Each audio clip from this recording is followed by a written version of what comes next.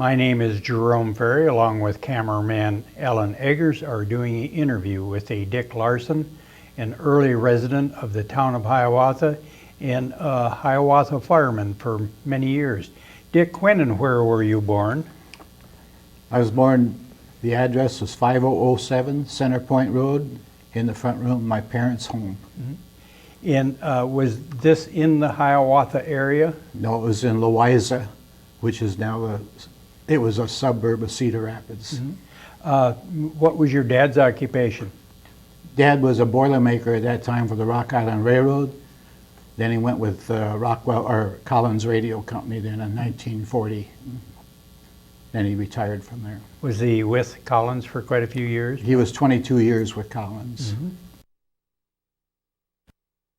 Louisa was in the vicinity of the viaduct off of Center Point Road crossing the Milwaukee Railroad tracks.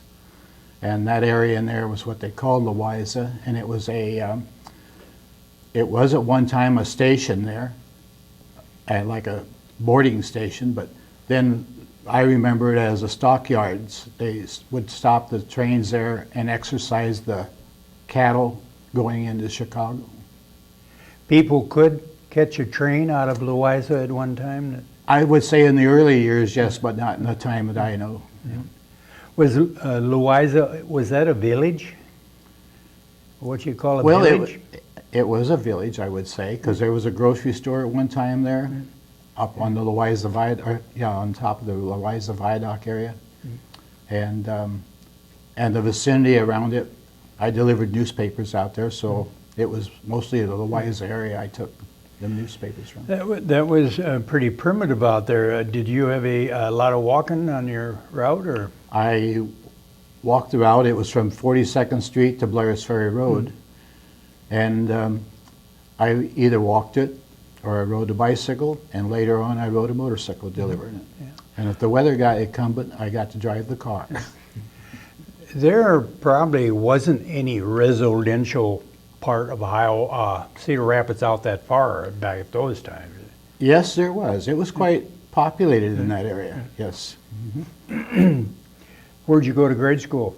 I went to Big Spring School, which was located at 42nd Street and Center Point Road, where Wendy's is today. Wendy's on the corner there? Right.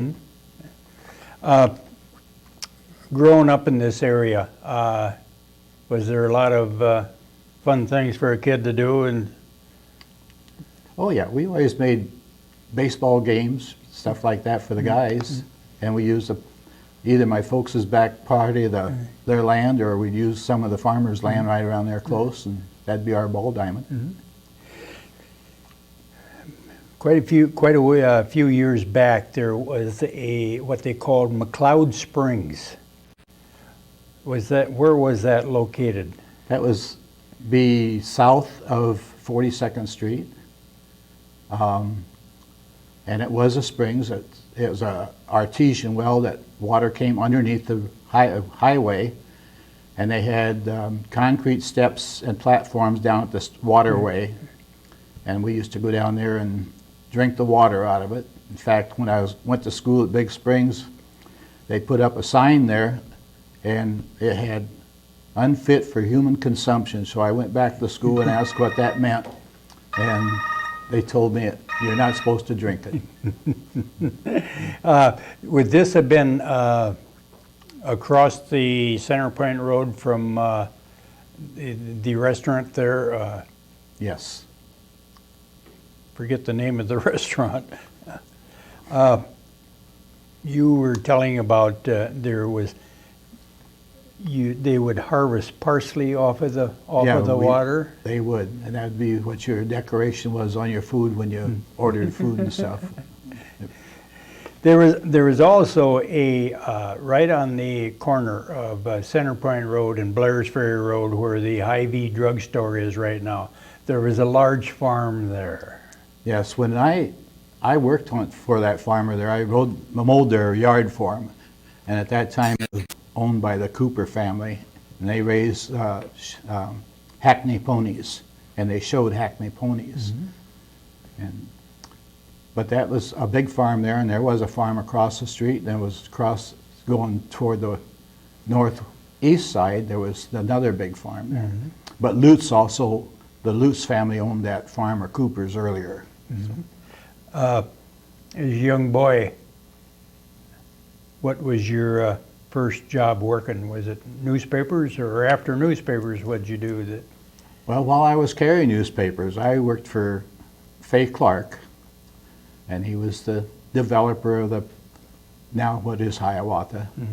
He had a weld shop and a mobile home park at that time. It was called a trailer park then.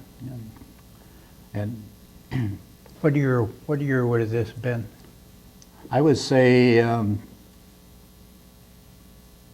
45. Yeah, 1945. This that I was with him. This was way before Hiawatha ever existed. That's right, it Yeah, was. yeah. What's your earliest memories of this area? That Oh, it was, well, the world's best sandburr patch on a sandy area.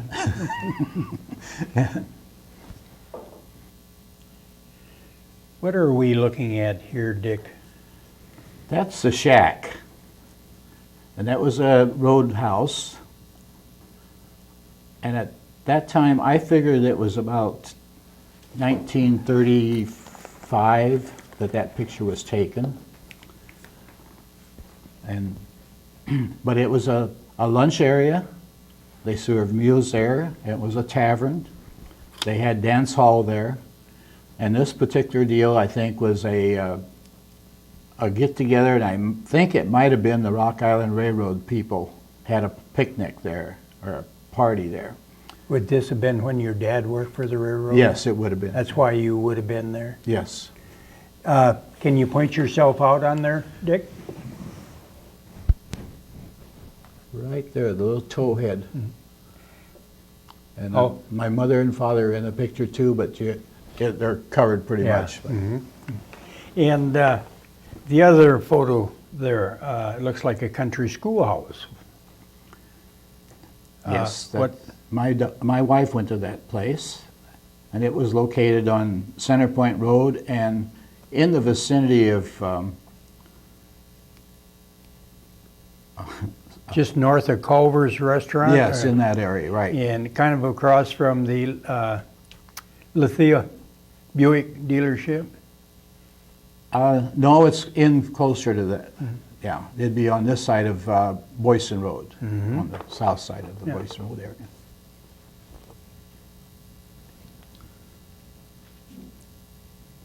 Little black-haired girl, that's my wife today. That's Teresa? That was Teresa Zeman. This school was located north of Boyson Road on Center Point Road. Do you, I'm sure you do, the Crandic line at one time run through Hiawatha? Yes, it did. Was there a depot or a place you could board the Crandic at that time? There was no depot for it. We just went down to the tracks and they would stop and pick you up.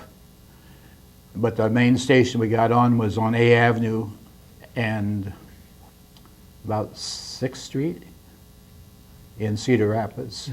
That was the depot area. Yeah. But it's two locations. There's the Shiloh part where it was in Hiawatha, and then north of Hiawatha there was another stop there. What was the name of the stop where the Crandic stopped at? Well, at our place it was the Shiloh section, and I've been told that it was called Hiawatha Junction on the other one, but I can't verify that. I never heard of that before. So. You were talking about, I think you mentioned the fact that Fay was building mobile trailers Yes, in the early 30s and 40s. that's right. What was the name of the trailers he was building? You remember that? I believe it was Hiawatha was the name of the trailer.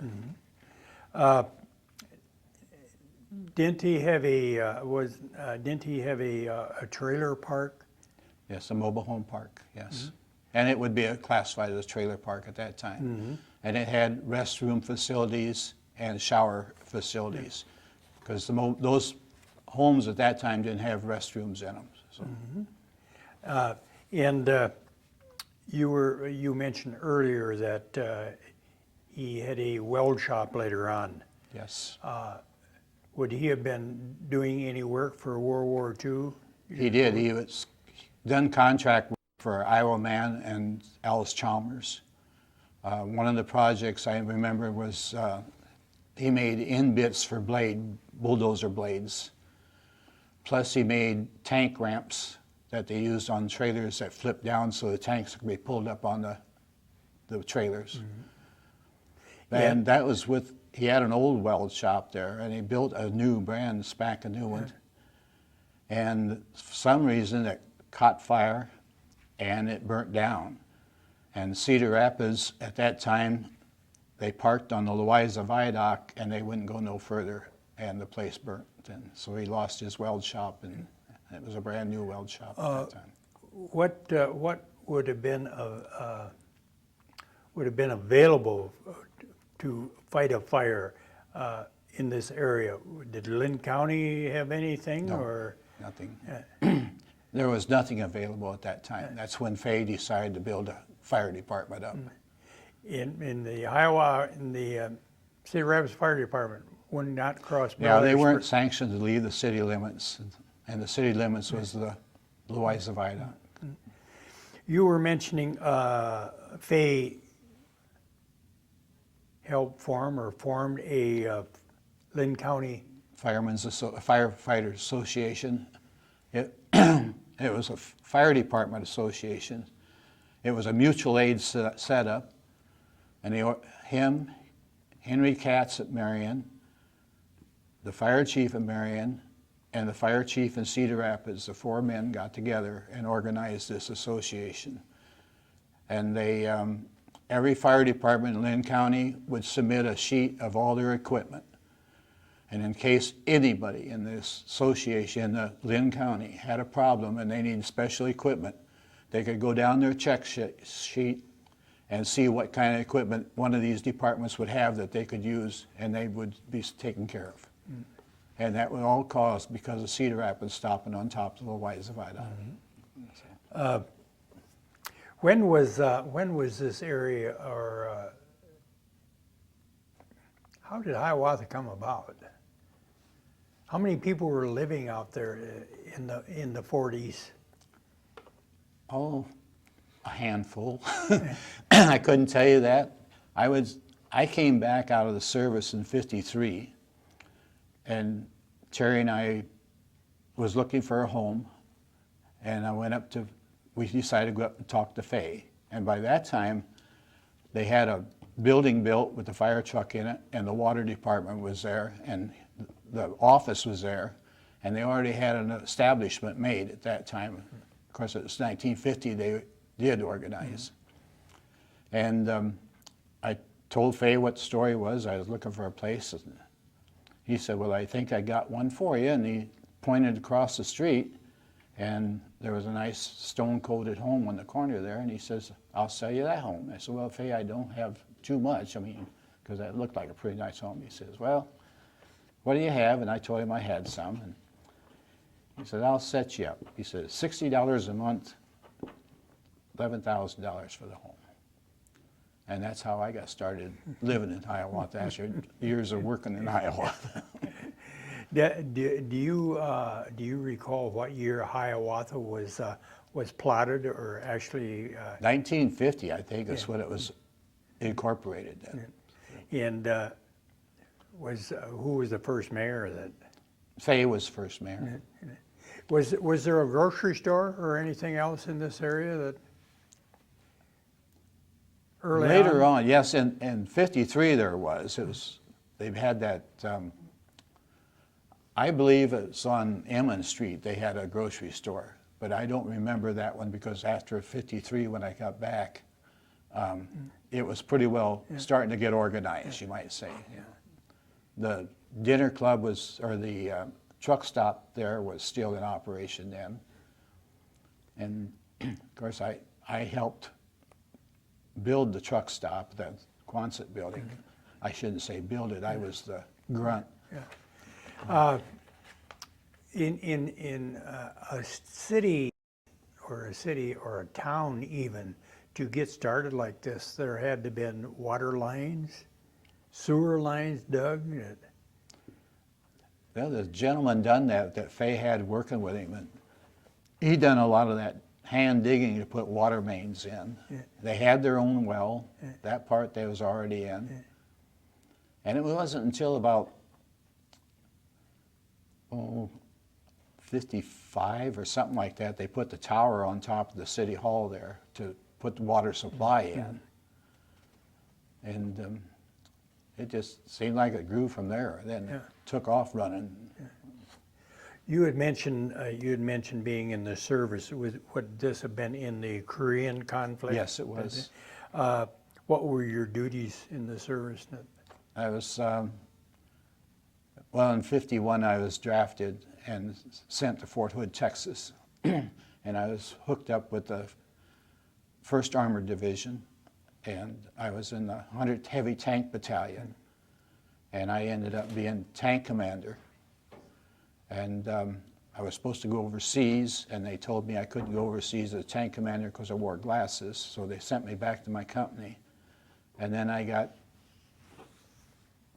transferred then to another outfit, and I was made a tank driver and maintenance instructor. And that was just about 4 months, and then I was discharged.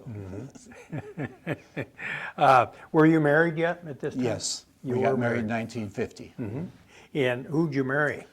I married Teresa Elizabeth Zeman, who happened to be a niece of people who lived across the street from my folks on Center Point Road, and sort of noticed her then. Yeah. She was from, she was from the area. You just said she lived across the road from you. No, Her folks. her aunt and uncle lived across, and she was a niece of those. Okay. And they lived at the north at the Singer Hills. They had a farm up there, Joe Zeman family. The Singer Hills was probably about 4 miles north of Hiawatha on Highway 150. That Maybe a little closer than that, yeah. 3 miles. Yeah. What were the advantages of building a home in Hiawatha, or is this just some place because it was close to your home grounds that you wanted to build there? Well, Fay had set up a pretty good system for building a home in Hiawatha. Of course, he owned the lumber yard. He probably owned all the land. He set up arrangements with an insurance company. You took out an insurance policy. You had money coming in to build your home. And it was all done sweet and easy, and the guys, people that built their own homes. And it's sad to say, but we had building inspector, but it was just making sure everything was correct, you might say. But those homes that individuals built are still standing today out there and still look as good today as they did put up. So sometimes I wonder if building inspection is really needed.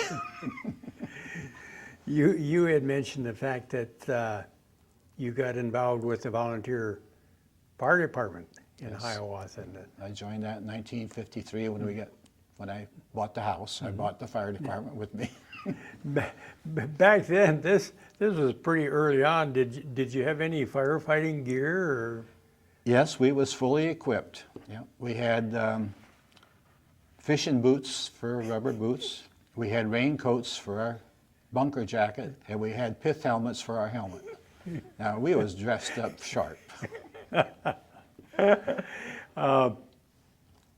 How many were in the volunteers were in the department at this time when you joined up? I would say there's probably 10 of us at first. And then Remember any of their names? well, Bob Cook was the chief the time I come. Jimmy Foss was the first fire chief. And Bob was in there when I come out. And then I went on the fire department. and I worked myself up to assistant chief, and then Bob retired or left for Florida, then they made me fire chief. And at the time I was fire chief, we had 20 firefighters in. You were telling me early on that Jim Voss and Fay put together, cobbled together a fire truck of some sort. That is what I was told. I have never seen that, but they said they took a Jeep and made it into a fire truck. Now, when I went on the fire department in '53, they had a Dodge Power Wagon, and it was converted to a firefighting piece of equipment at that time. Yeah. This photo here, Dick, I think was taken between 52 and 53. Do you recognize that? Yes, sir. This is the Quonset building that we built. And my home that I bought from Fay is just next door here. Mm-hmm. And this here part here was pretty well starting to get developed. Back here is the petroleum tanks that they had gas in them, Phillips 66. Well, Gordon Nimmons' father started the bulk plant there in Hiawatha. What was his name? Was it Al maybe? Oh, Al, I think it was Al. Al Emmons. And then Gordon was his son, and then Gordon took over after Al. That Quonset hut you're talking about up there, that was pretty much the hub of Hiawatha, right? Yes, it had a cafe in it. It had an office Where was for the the truck cafe? stop. The cafe was right in the front entrance. Facing the highway? No, the entrance was facing Emmons Street, Okay. and you walked in and got in. And the cafe was in the front part here. Then on the other side was the office for the truck stop part.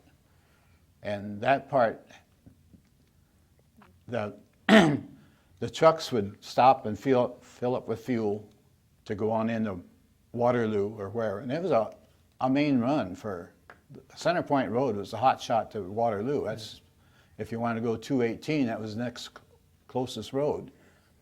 So there's quite a bit of business there, and I think Fay told me one time that he pumped 60,000 gallons a month out of that station.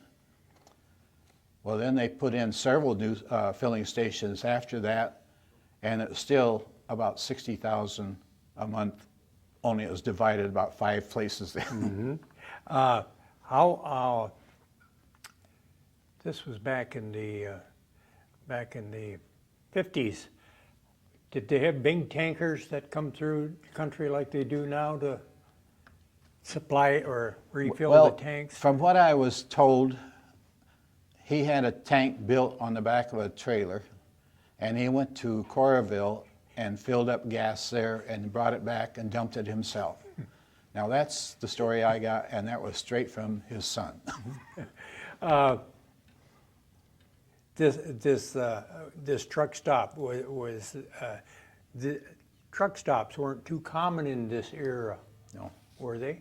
no, they weren't. Supposedly this was one of the first truck I would stops? say it was to have a full truck service, I would say it was about the first in the area. Yeah.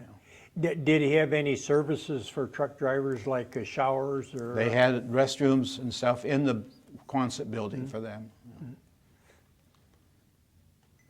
Dick, I think this structure here, the water tower and the city hall, you were telling earlier on about Fay building this. This here was the main office part here for the city hall. Over here was the council room, and then further on over was the fire trucks housing and the water department.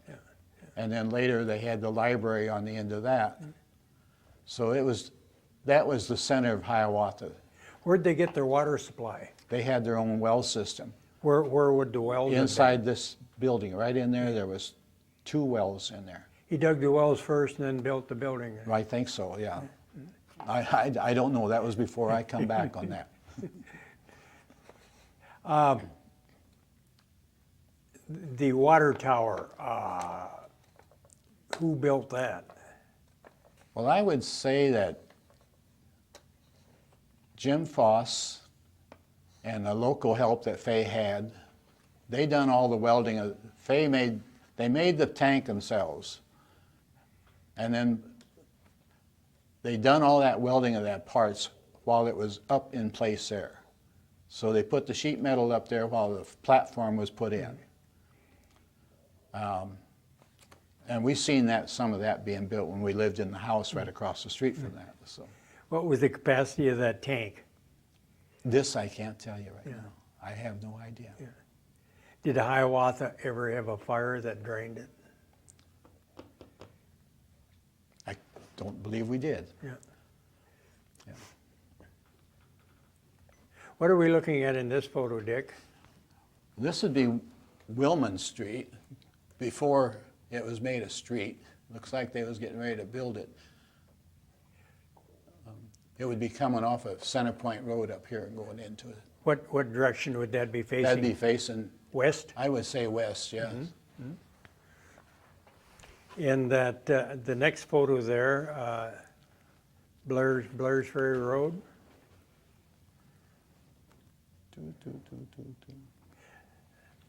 That looks like it had been taken. Okay, that's going down to the railroad tracks. That's going west. No, going east there. Going east. And this will be going west here. Been taken kind of out in front of the Walmart store, looking east. That's right. Yeah. What did people do with their thrash and their garbage early on? Was there a pickup of any They kind? had pickup service. First it was in a truck. They'd go by and just throw it in the truck, but later on they had a regular garbage haul, and he'd pick it up that way. Stand. Could you do outside burning at that Yes, time? we could, and the fire department really cringed on that. But they had 50-gallon drums out that they'd burn their trash and stuff in, their papers.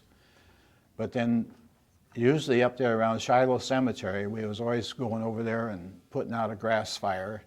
And finally they outlawed trash burning in barrels because it was a hazard. It wasn't being protected.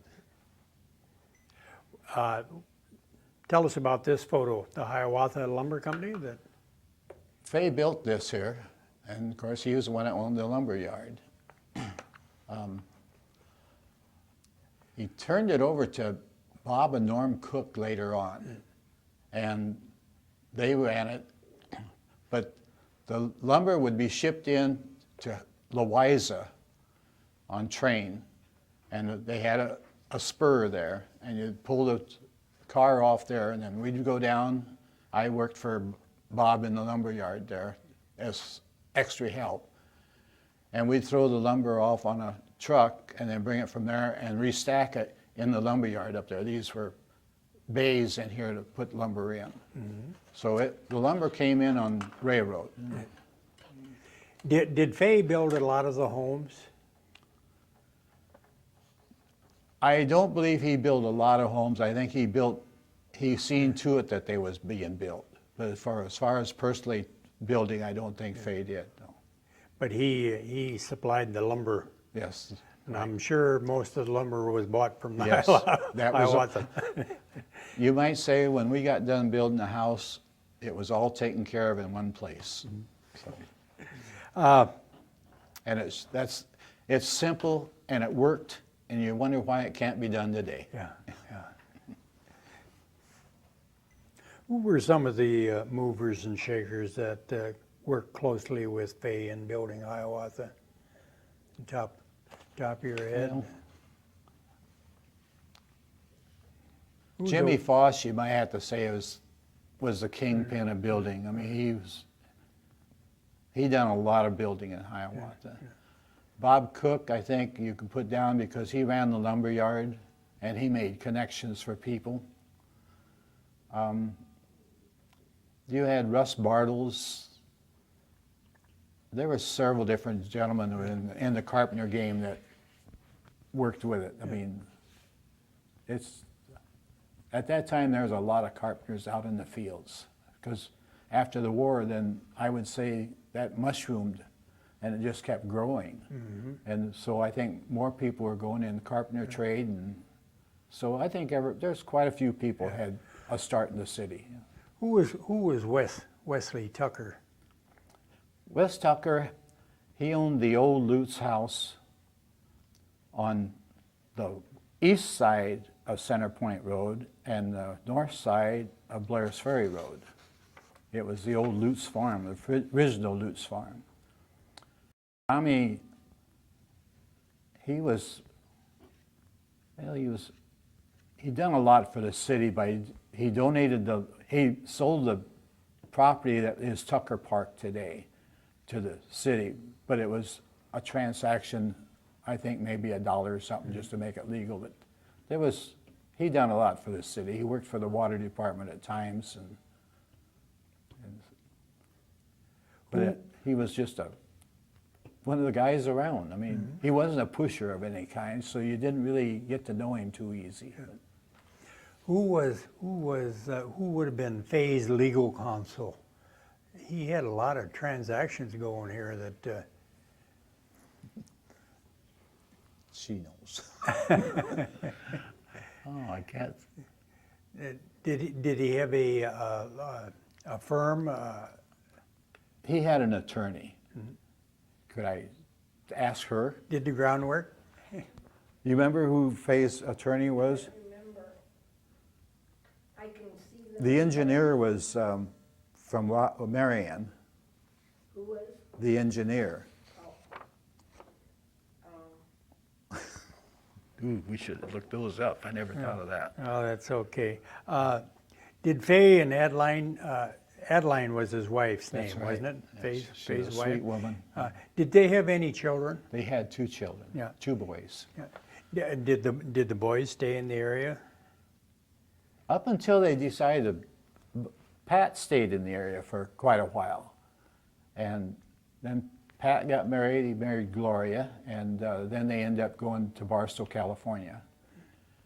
Jerry went to California, then he come back, and he married a girl in California.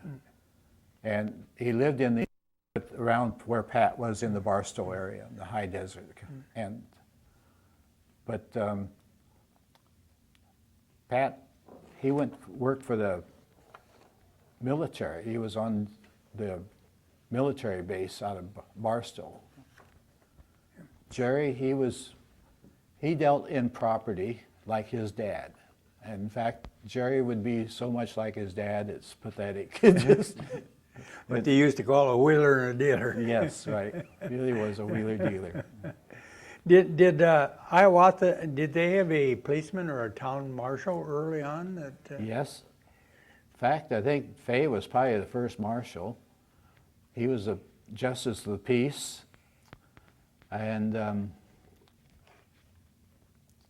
about mayor, was he? he was mayor too, first mayor. I was trying to think who the first officer was. You should know that. His son Pat was Ron Wagner. the chief of police. Right, he was chief of police. Yeah. And then Pat was a marshal, and that was when before there was police officers, they was called marshals at that time. Hiawatha was known as a little town with a speed trap. It was well known throughout, especially northern Iowa. People would come through the area. Well, Fay built a piece of equipment, I guess, that would set it up on the road, and when someone come flying through there, it would trip a sign to say stop, and so that's how they got I think the original speed trap set up. But there was a child killed in Hiawatha by a hit and drive. Oh, really? And that's really started cutting the traffic down too. I could see that. I could see that happening because people would come through there for years, and all of a sudden Hiawatha started growing, and there was more population Yes. around, and people just kept driving at the same speed they always did through there. Right. And I imagine with Fay being the justice of the peace, they were probably taken right to City Hall. That's right. Now that's something else Fay done. Fay thought of an idea of setting fixed prices on fines instead of a judge or something picking a number out of the air. I don't know how he done it, but from what I heard, he was the instigator of getting the system set up so it was flexible and worked for everybody. Mm-hmm. Is this Hiawatha's new city hall? That's the jewel. What year was that built?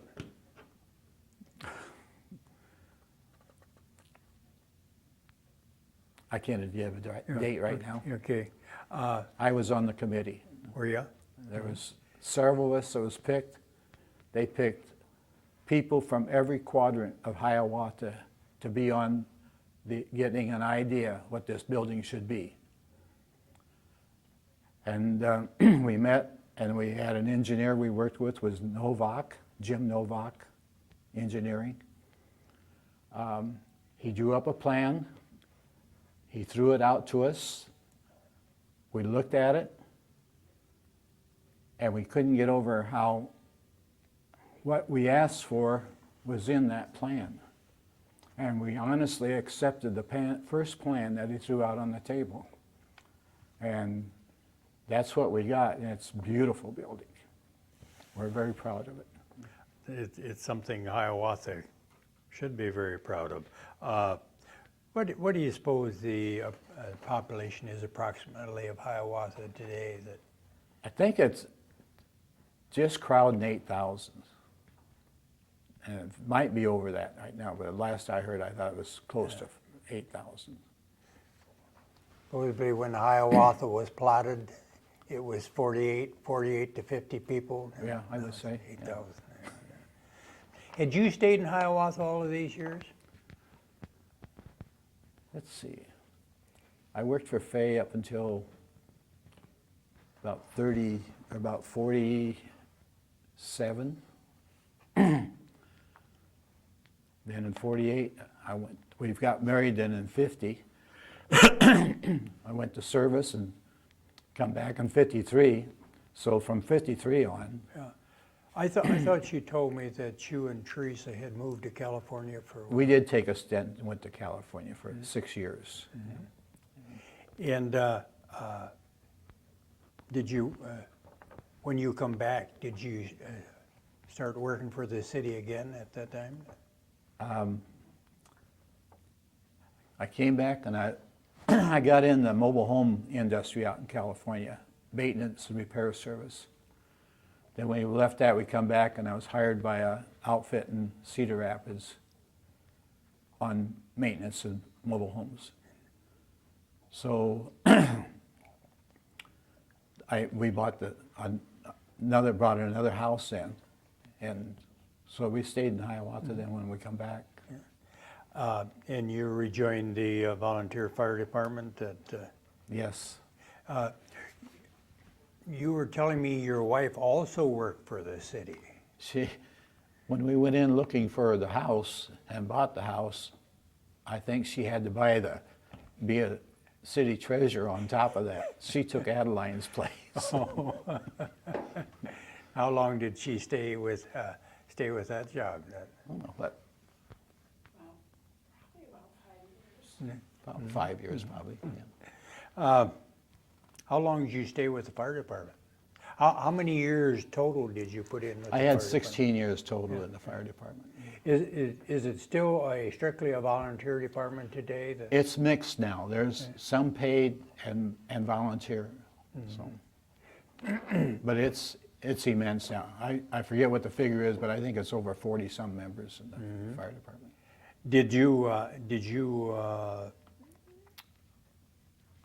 Were you fire chief I was fire chief, yes. prior to retirement? I was fire chief until we moved to California. Then I quit the fire department then and moved to California. How many volunteers or members do you suppose is on the fire department now? I'm guessing about maybe 40 and that's a rough guess. But they got quite a crew. Yeah. Very good people.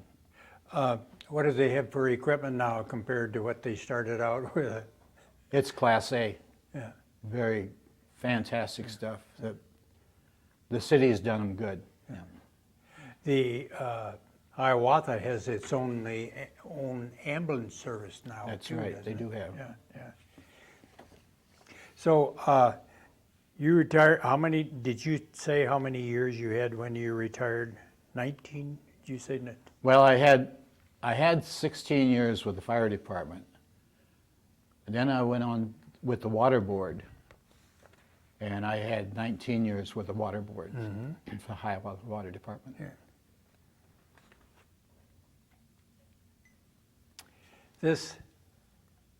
This plaque here, Dick, is this from the water department or just service to the city? That was issued to me for service. I was with the water department. I had the 19 years is what I had with the service on the water board. I enjoyed the water department. Did you ever have the chance to visit with either of Faye's boys later in life? Yes, I after have. they had moved away? Yes. Yeah. We met Pat out in California when we moved to California. Of course, we moved out there about the same time Pat did. And so we kept close contact with Pat while we was there. Jerry was in the neighborhood out there, so we would run across him periodically. And there recently, Pat passed away after we come back. I mean, in fact, just this last year he passed away.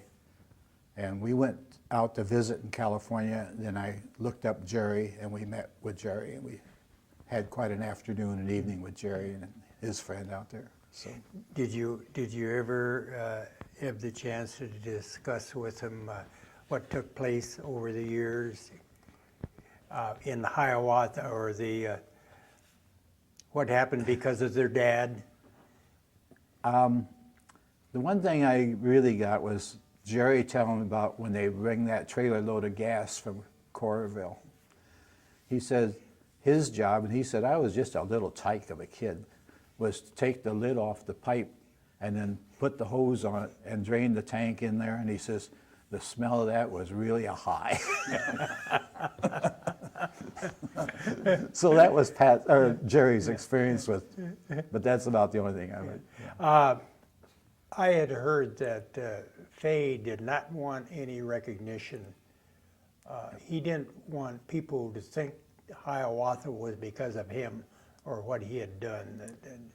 That's very true, and we got that right from Pat, because when we was getting our information in Hiawatha, I belonged to the Hiawatha History Society now, myself. And Pat, we wanted some information. Pat says, no, Dad did not make Hiawatha. He said the people themselves made Hiawatha.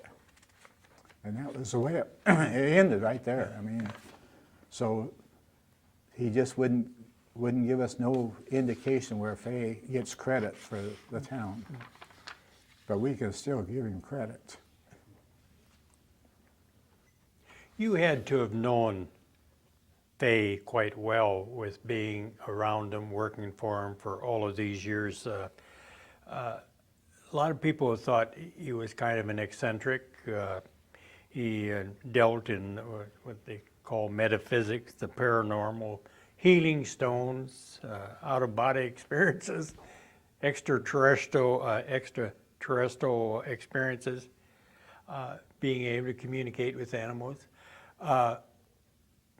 What's your feeling of? I'm with him. If that was his belief, hey, we don't know. Yeah. He did know. Yeah. And the reason I say this, my daughter started following that same system.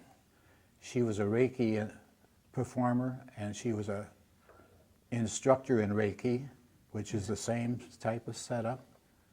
And she believed in what Faye was doing with the crystals and stuff like that, the power in rocks. And I believe there are people on our earth that have this power, and I'm not knocking it. Yeah. He had the opportunity to spend some of his summers as a young man with supposedly an Indian tribe Yes. in Wisconsin. Yeah. He was born in Victor, Wisconsin, and that was part of an Indian settlement in that vicinity. In fact, it was in the same vicinity where there was a big massacre. Bad Axe is what I think the massacre was called, and that was the area Faye was raised in. But he believed in the Indian culture. So. I think he told me one time that he was involved in a serious car accident, Yes. and this somehow completely changed his. He wrote a book on that, how he left his body in an out-of-body experience. And I believe the library has that book, but I'm not sure of it, but I think it is in the library. And it's a good book to read. It's him himself telling how of the accident. And didn't later in life, after he retired, wasn't his hobby, one of his hobbies, photography? That Yes, it was. for National Geographic. Yes. When we moved to California, Faye helped us move to California. And every night we'd stop, Faye would give us part of his lecture and show pictures that he took. And it was at the time they discovered the pyramid in Yucatan Peninsula. And it showed the Mayans temples and yeah.